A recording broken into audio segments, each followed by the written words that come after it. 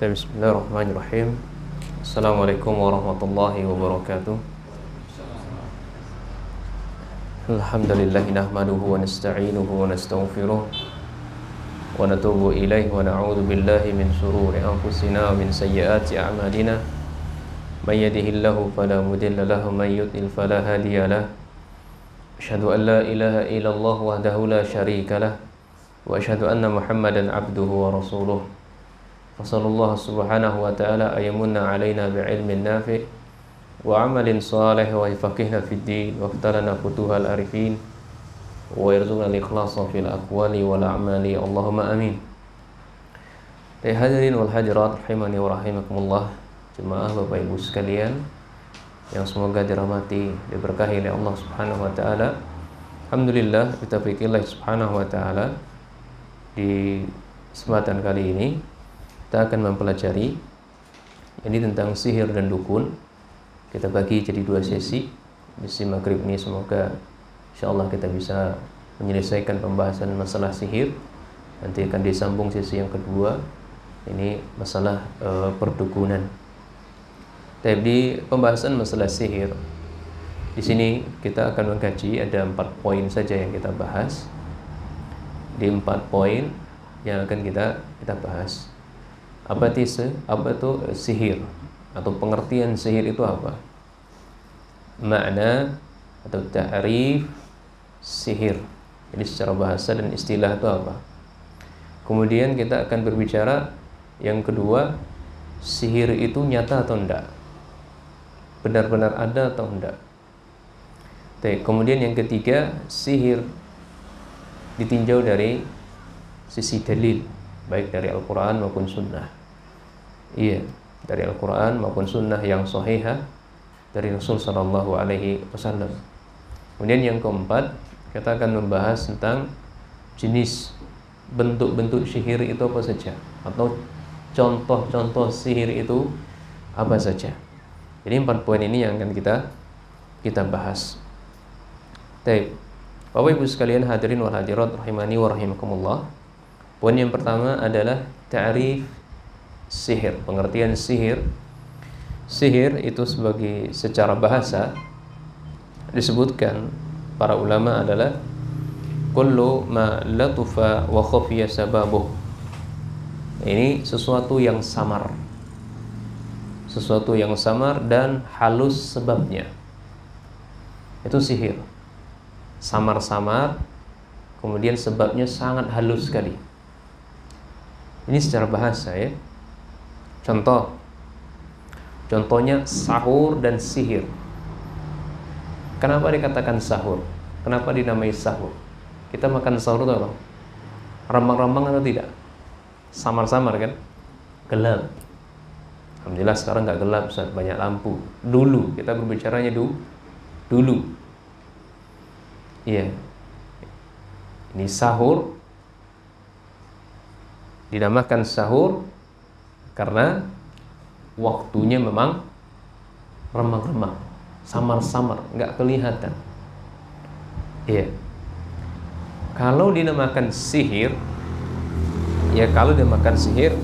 karena memang sebab sihir itu samar-samar, kita nggak tahu. Sebab terjadinya sihir itu nggak tahu, sangat lembut, sangat halus. Iya. Itu yang dijelaskan oleh Syekh Shalih Fauzan hafizahullah taala wa ra'a. Oleh karenanya Nabi SAW pernah bersabda, inna minal bayani la sihra. Inna minal bayani, sesungguhnya retorika, banyak omong bahasa orang, bahasanya keren, ya kan? Retorika seseorang, gaya bahasa yang digunakan seseorang itu benar-benar menipu, benar-benar sihir. Ini bahasa yang digunakan oleh seorang dai atau bahasa yang digunakan oleh sang penceramah, para khatib, itu benar-benar menipu. Ya, ini secara bahasa, bukan berarti orang yang jago retorika itu jatuh dalam perbuatan dosa, syirik kecil, syirik besar, mengeluarkan dari agama Islam, tidak. Memang retorika itu di suatu masalah memang kita butuhkan. Seorang dai mestinya dia harus ya menguasai retorika, mestinya begitu.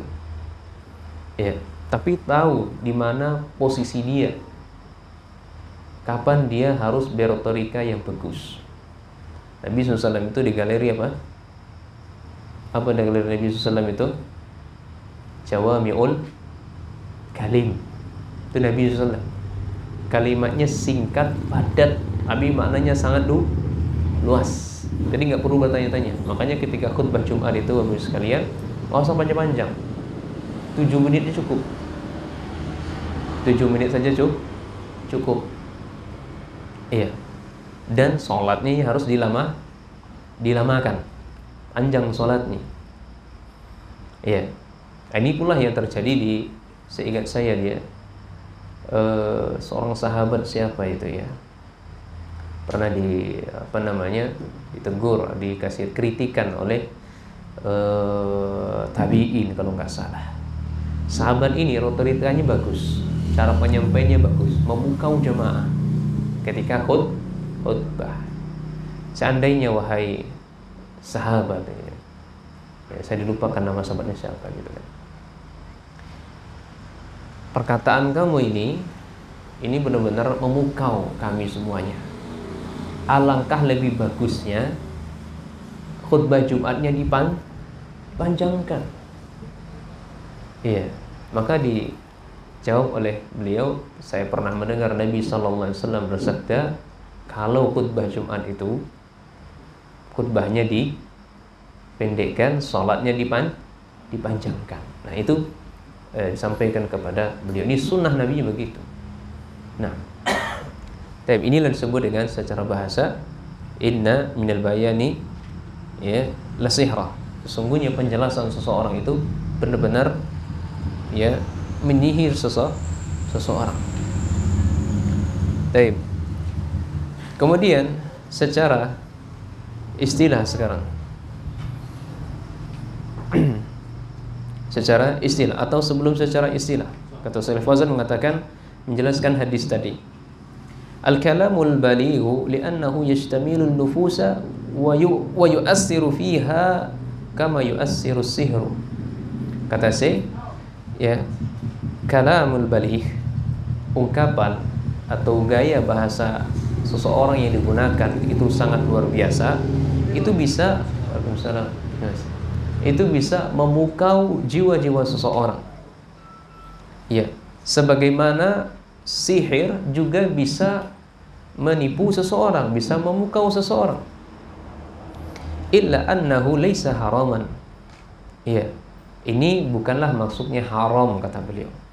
Ini bukanlah maksudnya haram. Jadi retorika, kata beliau, bukanlah termasuk yang haram. Nah,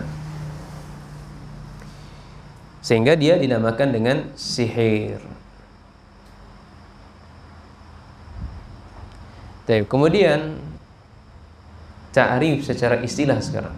Paham ya, secara bahasa sesuatu yang samar dan sebabnya sangat halus. Contohnya sihir dan sahur. Dinamakan sahur karena waktunya sangat samar sekali. Dinamakan sihir karena sebabnya sangat halus sekali. Ya, sebagaimana penjelasan dari Nabi SAW, sesungguhnya penjelasan seseorang itu benar-benar menyihir. Baik, secara istilah ini ada 2 poin di sini. Ada sebagian ulama yang tidak mendefinisikan sihir itu secara spesifik. Dan yang kedua, ada ulama yang mendefinisikannya secara spesifik. Apa alasannya para ulama tidak mendefinisikannya secara spesifik? Karena jenis dan ragam atau bentuk sihir itu macam-macam dan berbeda-beda. Ya, jadi jenisnya, macamnya, bentuknya sihir itu tidak satu. Jadi banyak. Sehingga para ulama tidak mendefinisikannya. Ya, sehingga para ulama tidak mendefinisikannya. Sebagaimana Imam Syafi'i rahimahullah dalam kitabnya Al-Um, demikian pula Imam Al-Amin Asy-Syinkiti juga mengatakan demikian. Apa kata Imam Syafi'i? Kata Imam Syafi'i adalah was-sihru ismun jami'un li ma'ani mukhtalifati. Itu sihir kata beliau, ini sebuah cakupan nama yang menyeluruh maknanya namun memiliki makna yang berbeda.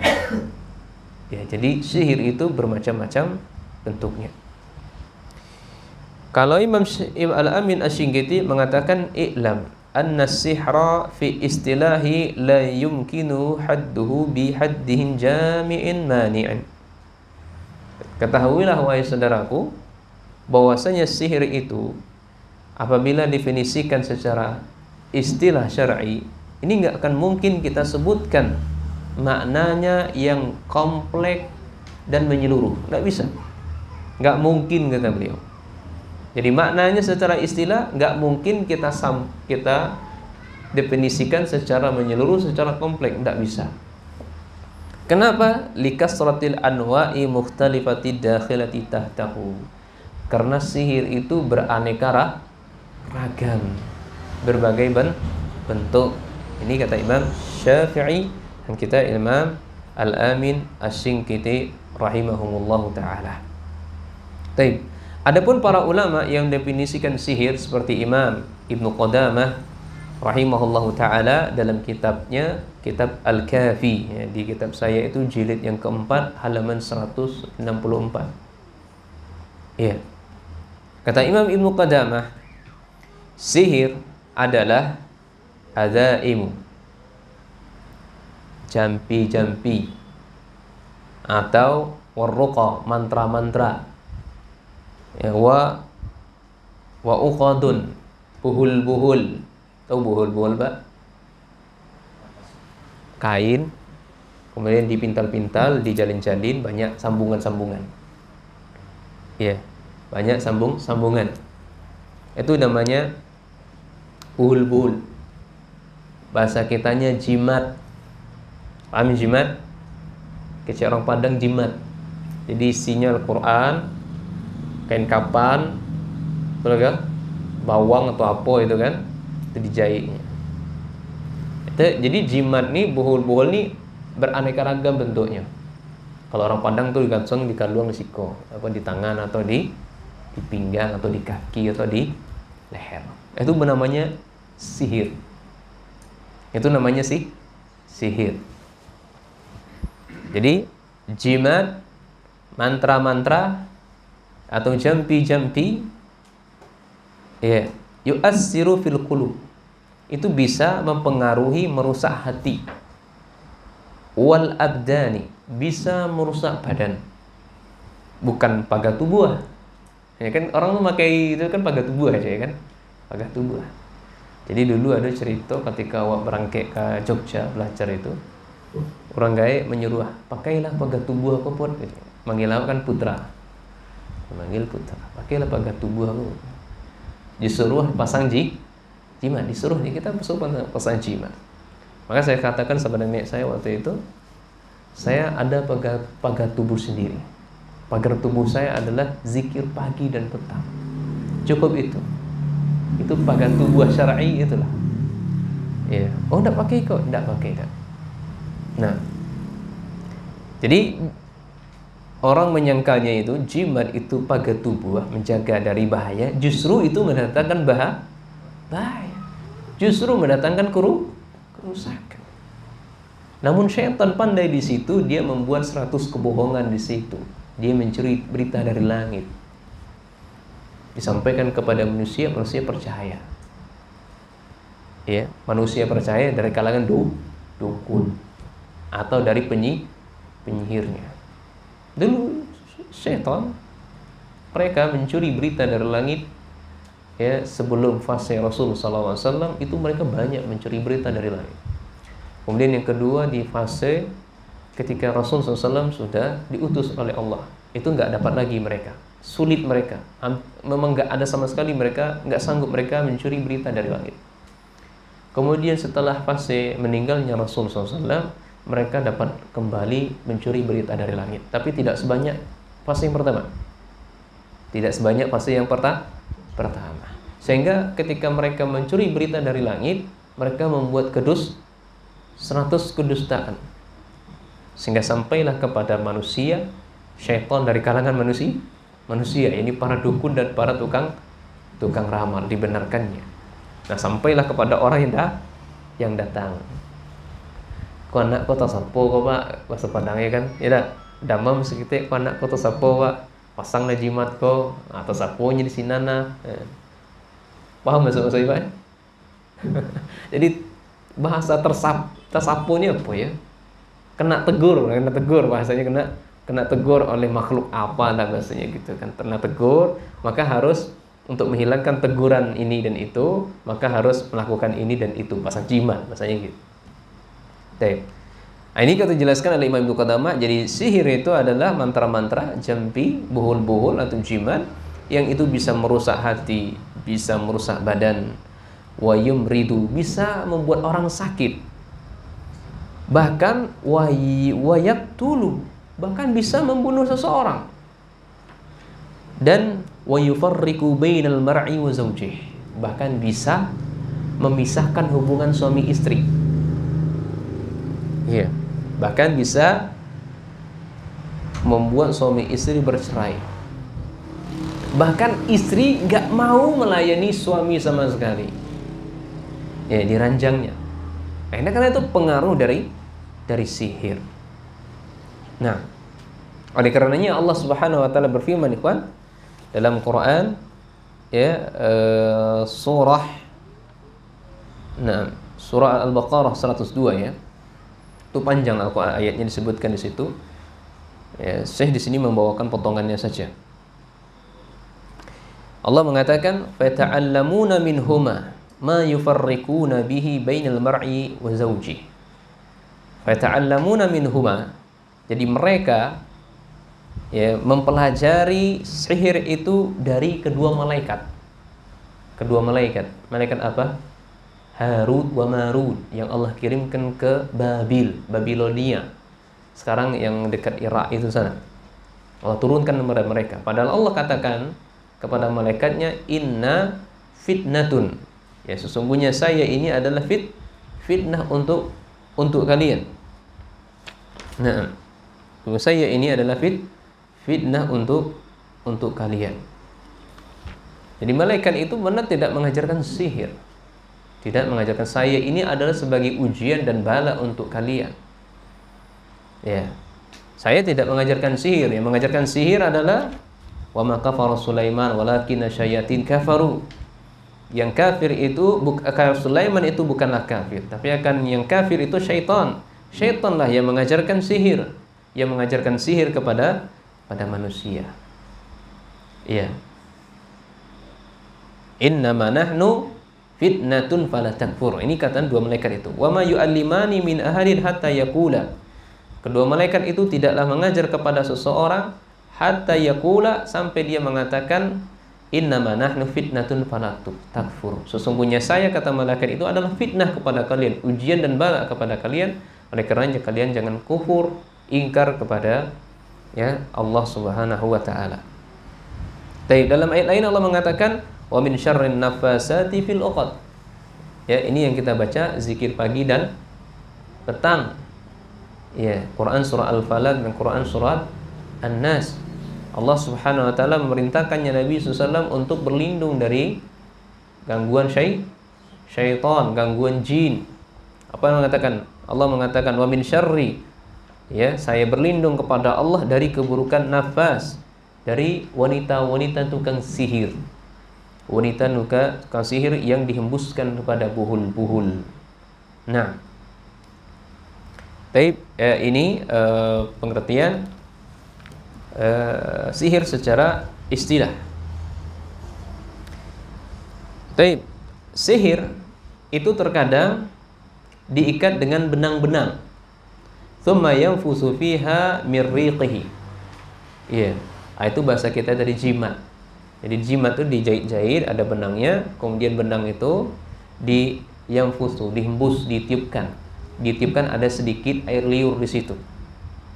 Kemudian tukang sihir tadi yasta'inunu wa yasta'inu bisyaitan.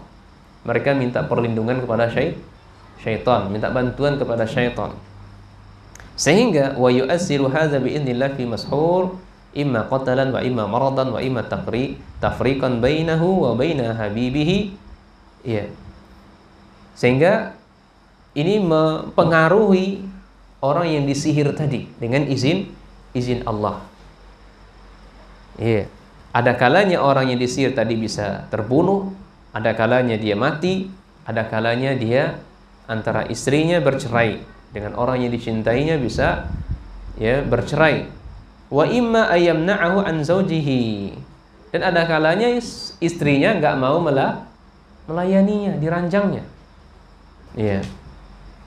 Fala yastasi'ul wusula ilaiha. Sehingga dia kalau sudah seperti ini, dia nggak mampu lagi untuk bisa terlepas dari dirinya. Mesti ada bantuan-bantuan ya dari ayat-ayat Allah yang lainnya disebut dengan ayat-ayat Al-Quran. Waqad suhira Nabi sallallahu alaihi wasallam. Dan terkadang Nabi SAW itu pernah disihir. Nabi SAW pernah tersihir. Iya.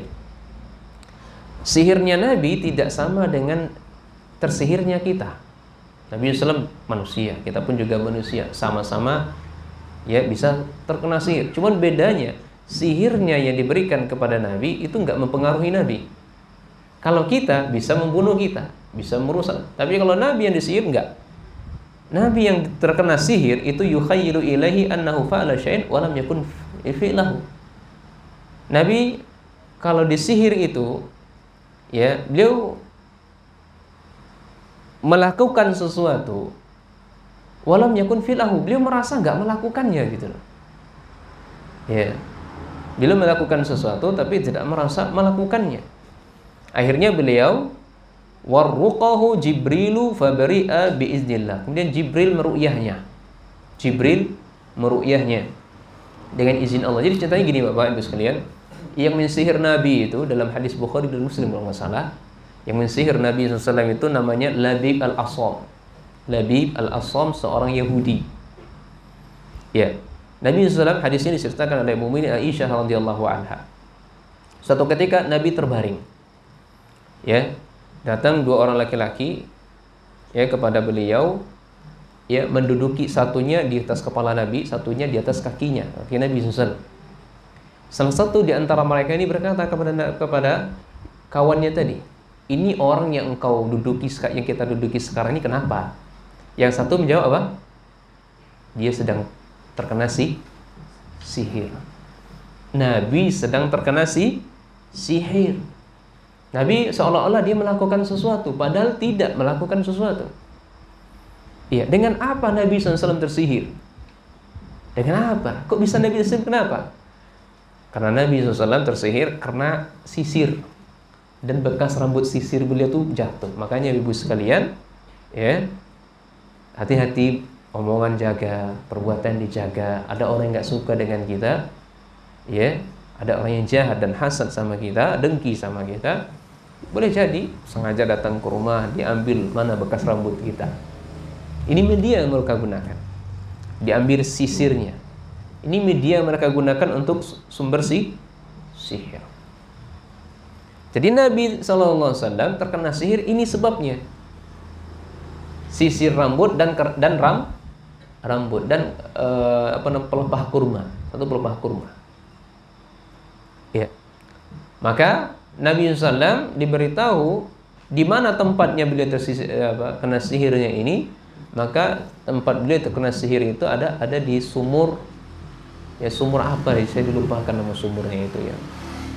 Sumur apa? Akhirnya beliau bangun dan pergi bersama sahabatnya ke sumur tersebut.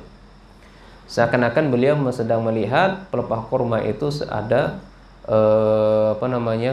tanduk kepalanya syaitan begitu. Dan air sumur itu memerah. Ya, kayak bunga pacar. Tahu bunga pacar? Kalau dimasukin ke air kan memerah kan? Seperti itu Nabi SAW melihatnya. Air itu langsung merah. Kepada sahabat Nabi SAW berkata kepada Nabi, ya Rasulullah, gimana? Kita singkirkan atau tidak? Nabi SAW mengatakan, sesungguhnya saya sudah disembuhkan oleh Allah. Jadi nggak perlu untuk menghilangkannya. Saya sudah disembuhkan oleh Allah melalui pangkat Jibril tadi. Cukup bagi kalian timbun. Timbun saja. Akhirnya sahabat melakukan timbun itu sumur. Makanya ini dasar hadisnya inilah dijadikan oleh kita semuanya. Media-media yang digunakan, buhul-buhul yang digunakan oleh tukang sihir itu wajib kita hancurkan, bakar. Kalau sumur-sumurnya ditimbun. Karena syaitan itu sarangnya sumur. Iya, baru ya timbun. Nah, timbun sumur tersebut. Jadi berdasarkan pengertian secara istilah ini, maka terjawablah poin yang kedua, bahwasanya sihir itu benar ada, bukan tidak ada. Nyata, sihir itu nyata.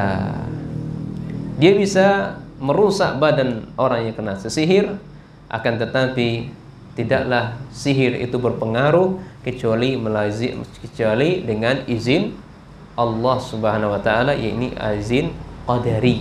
Sebagaimana Allah Subhanahu wa taala berfirman, "Wa ma hum bidarrina bihi min ahlin illa biiznillah." Quran surat Al-Baqarah 102. Ya. "Wa ma hum bidarrina." Tidaklah mereka ini tukang sihir tersebut dari kalangan syaitan, melalui perantara syaitan, itu membahayakan mereka kecuali dengan izin Allah. Ini izin qadari kauni namanya. Baik. Kemudian poin yang kedua. Apa pembahasan yang kedua? Sihir itu nyata atau tidak? Maka kita jawab sihir itu nyata dan beraneka ragam ya bentuknya. Tapi di sini sihir itu atau macam-macam dari sihir, karena memang sihir itu ada dan nyata, maka di sini dibagi menjadi dua kelompok. Ini saya sudah simpulkan di sini ya, apa yang dijelaskan oleh Syekh Shalih Fauzan di sini. Yang pertama, pendapat ahli sunnah bahwasanya sihir itu terbagi menjadi dua, hakiki dan khayali. Hakiki dan khayali. Hakiki itu maksudnya nyata, fakta, benar ada. Ya, benar ada. Sebagaimana ya penjelasan tentang sihir secara istilah tadi, bisa membunuh, bisa mencelakai, bisa menceraikan suami istri, bercerai suami istri, santet atau pelet. Nah, sebagaimana ayat yang kita bacakan tadi juga, Quran surah Al-Baqarah 102. Allah mengatakan, "Fata'allamuna minhuma ma yafriqu bihi bainal mar'i wa zawji, wa ma hum bidarrina bihi min ahadin illa biiznillah." Ya. Jadi pengaruh dari sihir itu bisa membuat seseorang berpisah dengan istrinya, dan itu tidaklah terjadi melainkan dengan izin dari Allah Subhanahu wa taala. Baik. Ini sihir hakiki, benar adanya. Kemudian sihir yang kedua, sihir khayali. Ya, sihir khayali. Jadi menghayalkan sesuatu. Yang disihir itu mata. Itu khayali. Yang disihir itu mata. Kemudian saya di sini membawakan contoh. Jadi pandangan seseorang benar-benar dirubahnya. Contoh di sini, ka'ayyu khayyiru linnas annahu ya dakhala finnar.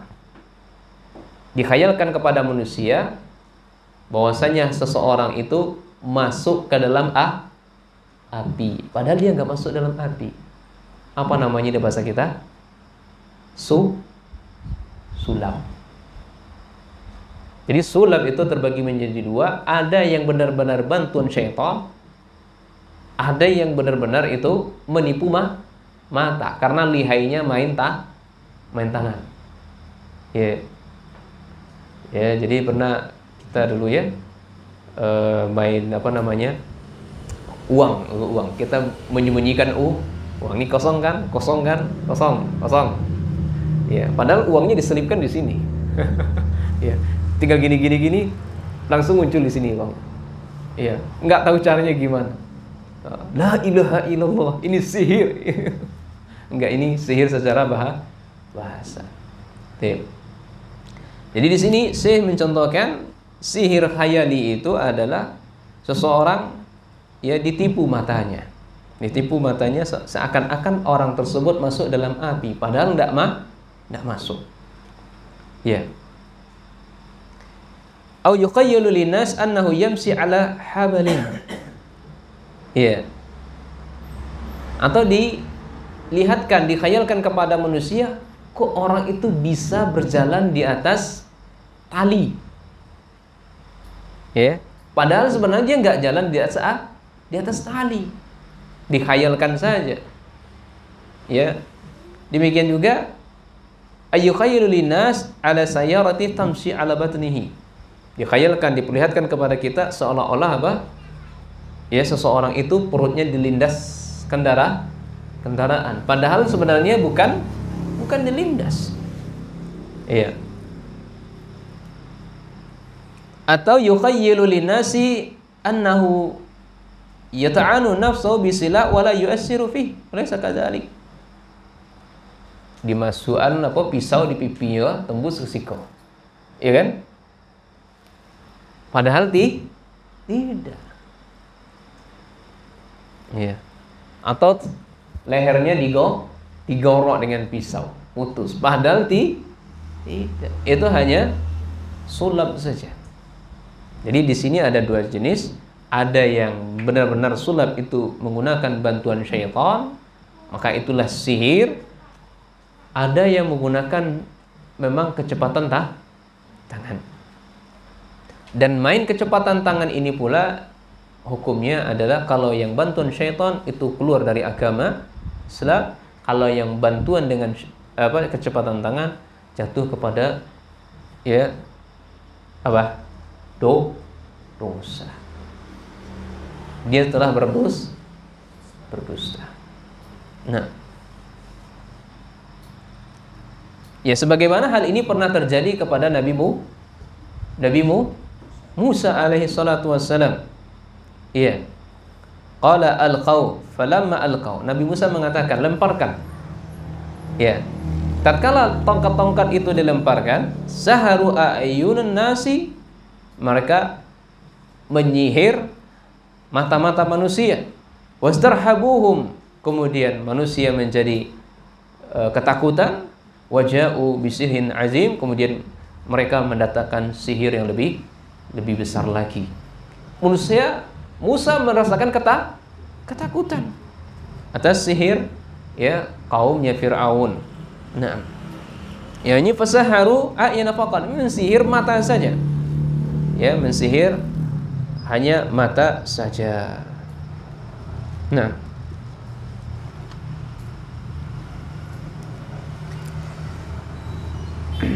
disebutkan juga lanjutan ayatnya itu dalam ayat lain ya. Fa iza jibaluhum wa isiyuhum yukhayyilu ilaihi fi sirihim annahu tas'a. Apabila tongkat itu, tali itu dilemparkan, tongkat dan tali itu dilemparkan, maka yukhayyilu ilaihi min sirihim, membuat mata mereka itu ya disihir dibuat mereka seolah-olah tongkat itu merayap dengan sangat cepat sekali. Nah, padahal tidak seperti itu. Nah, kemudian kelompok yang kedua, kelompok Mu'tazilah. Tadi pendapat ahli sunnah, sihir itu benar nyata karena dikelompokkan bagi dua, sihir khayali dan sihir hakiki. Kalau Mu'tazilah wa angkaratil Mu'tazilah, yang kedua adalah ahlu bid'ah Mu'tazilah. Wa angkaratil Mu'tazilah naul awal. Jadi kaum Mu'tazilah, sihir yang sebenarnya, yang hakiki tadi, mereka tolak, mereka ingkari. Bahwasanya nggak ada sihir itu membahayakan manusia, itu nggak ada. Tidak ada kata mereka. Yang membahayakan mereka itu kata Mu'tazilah, kata mereka ini, yang membahayakan mereka terbunuh, menjadi sakit, bercerai, itu karena mereka takut saja. Itu sebabnya. Bukan pengaruh dari sihir itu sendiri. Tapi karena sebabnya dia takut, akhirnya dia sakit. Sebabnya dia takut, akhirnya dia mati. Sebabnya dia takut, akhirnya bercerai dengan istrinya. Ini mereka orang Mu'tazilah pun juga berdalilkan dengan Al-Quran, ya kawan. Maka syubhat ini ya gampang untuk kita bantah. Ya. Apa bantahannya terhadap kaum Mu'tazilah ini? Nah, kaum Mu'tazilah ini seperti Imam Ibnu Hazm itu terpengaruh dengan ya kaum Mu'tazilah. Imam Ibnu Hazm dia terpengaruh dengan Mu'tazilah. Demikian juga dengan Abu Bakar ya Al-Jassasah Al-Hanafi juga terpengaruh dengan pemikiran Mu'tazilah. Kemudian Abu Mansur Al-Maturidi ya, Abu Mansur Al-Maturidi, Maturidiyah. Ya, sebagian orang mengatakan saudara kita bermazhab Maturidi katanya begitu. Abul Hasan Al-Asy'ari dan Maturidi. Yang Mu'tazilah ini, pemahaman Mu'tazilah ini Abul Hasan Maturidi terpengaruh. Jadi mereka mengingkari sihir yang sebenarnya. Yang ada itu hanya apa? Sihir khayali saja. Iya, yang sebenarnya itu tidak ada. Maka kita bantah syubhatnya. Tapi bantahannya apa? Bantahannya, apa faedahnya Allah Subhanahu wa taala turunkan Quran surah Al-Falaq dan An-Nas? Apa faedahnya Allah turunkan itu kepada Nabi SAW? Allah perintahkan Rasul untuk berlindung dari wanita-wanita tukang sihir. Apa faedahnya Allah ngata turunkan itu kepada Muhammad? Ya Muhammad, kalau ada ya untuk kamu berlindung dari wanita sihir, baca ayat ini ketika pagi dan sore. Apa faedahnya Allah turunkan itu? Ya, kalau memang tidak ada sihir itu, nyata tidak ada, nggak ada sihir yang sebenarnya. Apa faedahnya mereka mensihir Rasul sallallahu alaihi wasallam? Dan juga apa faedahnya kita baca zikir pagi dan zikir petang? Ya.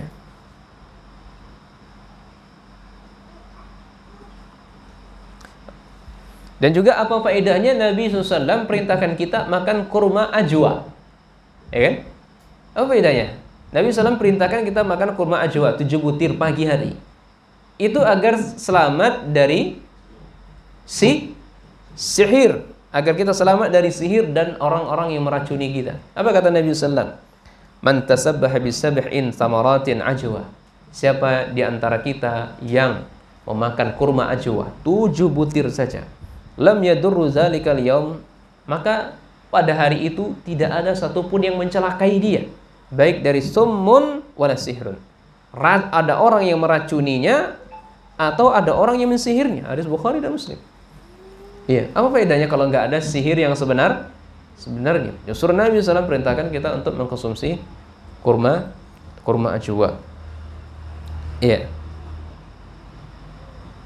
Jadi sihir itu benar adanya, ya sangat membahayakan seseorang. Orang yang terkena sihir bisa mati, bisa sakit, bahkan tidak kunjung sembuh. Bahkan penyakitnya aneh-aneh. Ya. Dia hamil. Dia tahu hamil sudah 7 bulan. Ya.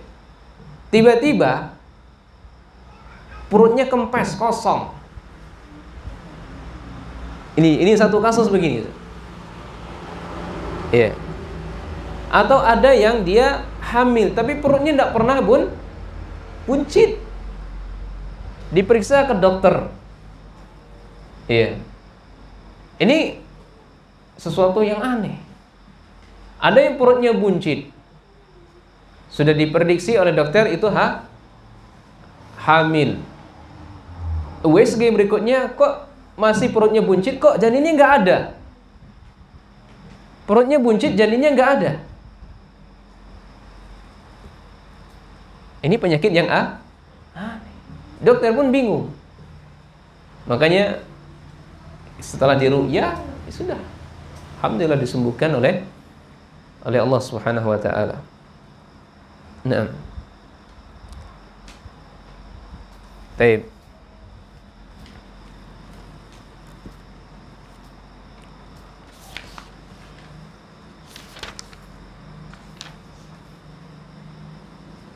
Tapi sekarang kita masuk poin yang ketiga. Poin yang ketiga apa tadi? Kita akan berbicara tentang dalil yang berkaitan dengan sihir, baik dalam Al-Quran maupun hadis dari Rasul sallallahu alaihi wasallam. Dari dalil-dalil yang ada, maka saya sebutkan ada 2 poin kesimpulannya sebelum saya bacakan dalilnya. Karena kita akan berbicara dalil ini tentang hukum sihir, dan kedua hukum sahir, pelakunya. Hukum sihir menurut Imam Syafi'i rahimahullah itu ada 2 hukum. Bisa saja dia kafir. Jadi kita sedang nggak memvonis orang, nggak boleh kita memvonis orang. Jangan serampangan memvonis orang. Kita menjelaskan sifat. Yang pertama hukumnya seseorang itu bisa kafir dan juga bisa dosa besar. Kapan kafir? Ketika dia murni bantuan syaitan. Murni bantuan syaitan. Dia ridho terhadap sihir. Bahkan dia mempelajarinya, bahkan dia mempraktekannya. Ridho terhadap sihir, kemudian dia sengaja mempelajarinya, kemudian dia mempraktekannya. 3 hal ini, maka dia jatuh kepada dalam kekafiran. Kemudian yang kedua dosa besar. Kapan dosa besar? Kalau sihir itu dengan bantuan obat-obatan atau ramuan-ramuan, maka jatuh pada dosa besar. Nah, kemudian ini hukum sihirnya, perbuatannya, Sekarang orangnya, pelakunya, apa hukumnya? Maka hukumnya ini ada 2. Orangnya, pertama dia dibunuh secara mutlak. Dibunuh secara 3 Dia dibunuh secara mutlak. Kenapa dibunuh secara mutlak? Karena dia sudah kafir. Kata Nabi SAW, "Man baddala dinahu faqtuluhu." Siapa yang mengganti agama mereka, maka bunuhlah. Yang bunuh di sini bukan personal orang. Bukan personal orang. Nah, di zaman Nabi, di zaman Khalifah Ar-Rasyidin, yang menegakkan hukuman siapa? Pemerintah. Bukan personal orang. Nggak ada ceritanya sahabat menghamain hakim sendiri. Dibawa ke qadi, dilaporkan kepada khalifah, pemimpin. Jadi pembunuhnya pelakunya dibunuh secara mutlak. Kemudian yang kedua, tergantung dengan jenis sihirnya. Kedua itu tergantung dengan jenis sihirnya. Kalau jenis sihirnya itu murni bantuan syaitan, maka dibunuh. Jenis sihirnya itu murni dengan bantuan syaitan, maka dibunuh. Kalau tidak bantuan syaitan, sihirnya itu enggak bantuan syaitan, tapi menyebabkan orang yang terkena sihir mati nih, maka hukumnya dibunuh. Dibunuh. Apa kata Nabi SAW? La yahillu damu mri'in muslimin yashhadu an la ilaha illallah wa anni rasulullah illa bi ihdatsin salasin wa nafsu bin nafsi wa sayyibuz zani wa tariku lidini wal mufariqu lil jama'ati. Atau kama kata Nabi SAW, tidak halal darah seorang muslim yang mereka bersaksi bahwasanya Allah Subhanahu wa taala zat yang paling berhak diibadahi dan Nabi Muhammad SAW adalah Rasulnya alaihi salatu wassalam, kecuali 3 perkara. Yang pertama, as-sayyibuz zani, wanita yang sudah nikah zina. Itu halal darahnya kita tumpahkan, kita bunuh. Lagi-lagi bukan kita yang bunuh. Lagi-lagi bukan kita. Wanita yang sudah berzina, wanita yang sudah menikah kemudian dia berzina, halal meskipun darahnya, meskipun seorang muslim. Kemudian as-sayyibuz zani, kemudian at-tariku lil jamaah atau wal mufariqatu lil jamaah, memisahkan diri dari jamaah kaum muslimin. Kemudian yang ketiga, wa nafsu bin nafsi, membunuh jiwa dengan jiwa. Ini syahidnya di sini nih. Syahidnya di sini. Karena yang dibunuh tadi adalah orang yang terkena sihir dan dia tidak bantuan syaitan, maka dia dibunuh pula hukumnya.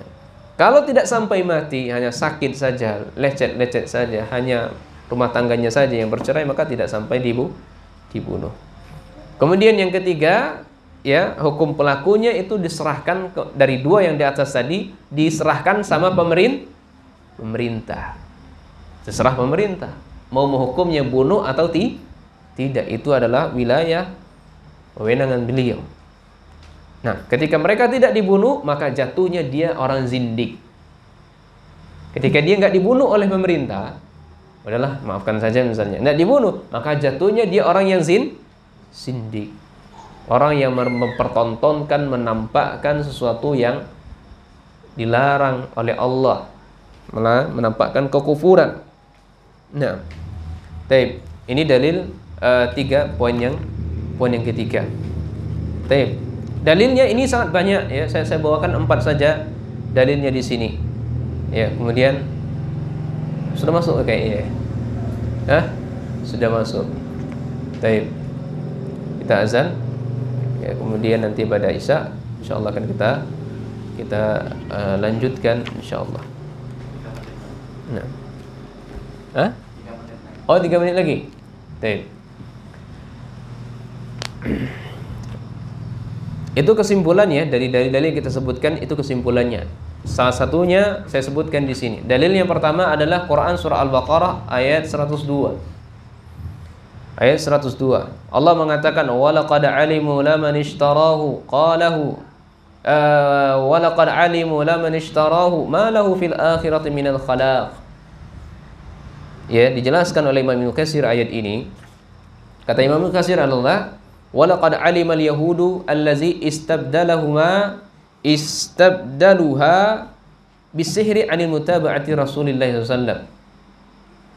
Jadi orang-orang Yahudi mereka itu tahu. Mereka mengganti, ya, syariat mereka dengan sihir ketimbang mengikuti Rasul sallallahu alaihi wasallam. Ya. Laman fa'ala zalika annahu ma lahu fil akhirah min khallaq. Maka dia pada hari kiamat nanti, pada di akhirat, maka tidak ada apa? Tidak ada keberuntungan untuk dirinya. Tidak ada keberuntungan. Ya, orang Yahudi. Ya, ma lahu fil akhirah min khallaq wa laqad alima ahlul kitab fima ahidallahu ilaihim anna sahira la khallaqu lahu fil akhirah. Jadi Imam Qatadah menafsirkan ayat ini, dia tidak ada keberuntungan di akhirat. Itu bahwasanya orang-orang ahlul kitab Yahudi dan Nasara pada zaman Rasul sallallahu alaihi wasallam, mereka tahu sebenarnya bahwasanya mereka kalau mempelajari ilmu sihir maka tidak akan mendapatkan keberuntungan pada hari akhirat. Dia lebih memilih sihir ketimbang mau mengikuti Rasulullah sallallahu alaihi wasallam. Nah, jadi kitab Taurat dan Injil mereka ganti dengan sihir. Enggak mau mengikuti Rasul sallallahu alaihi wasallam, padahal mereka sudah tahu. Ya, padahal mereka sudah tahu bahwasanya mereka kalau mengikuti sihir mereka tidak akan mendapatkan keberuntungan di akhirat. Nah, taib. Nanti insyaallah dalil yang kedua akan kita sambung setelah Isya bismillah. Subhanakallahumma bihamdika asyhadu an la ilaha illa anta astaghfiruka wa atubu ilaik.